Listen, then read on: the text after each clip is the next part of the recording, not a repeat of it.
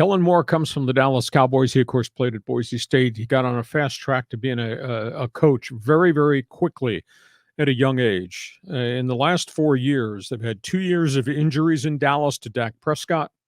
They've had 2 years in which the quarterback was healthy, and they were number one in yardage and number one in scoring in the 2 healthy years that he has.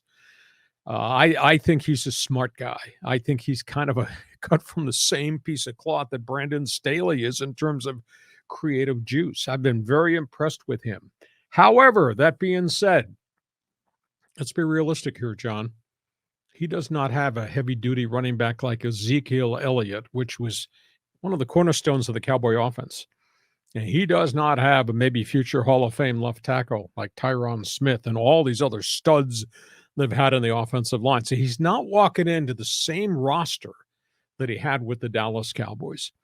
But his opening press conference was really impressive. He talked about speed is important. We need speed at each of these skill positions. Chargers don't have speed. Mm-hmm. So they're going to change some pieces there to go get guys who can fly.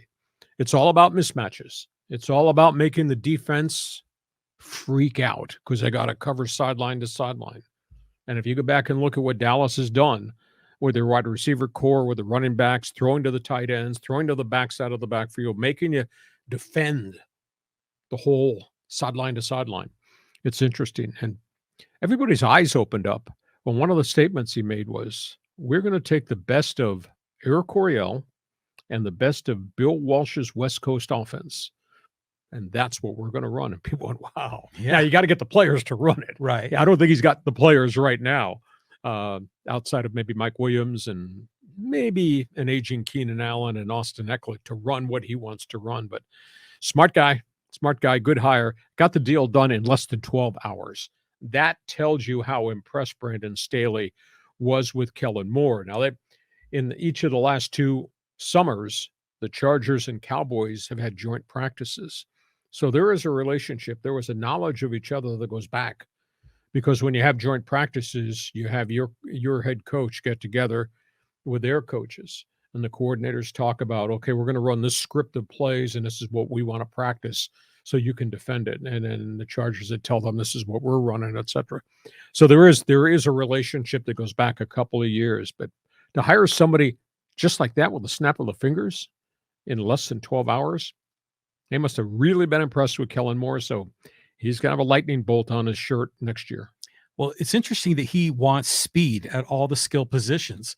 And then you've got, like the old guy, Keenan Allen. I mean, how fast is he? And at the same time, they're facing this salary cap problem. Keenan Allen's got a big dollar figure. Do they make some of those strategic changes to the roster to match up with what Kellen Moore wants on offense? Well, I think they're going to have to change something, because he didn't have a roster constructed the way he really needs it to constructed to run what they want to run. But again, that's what the offseason's about.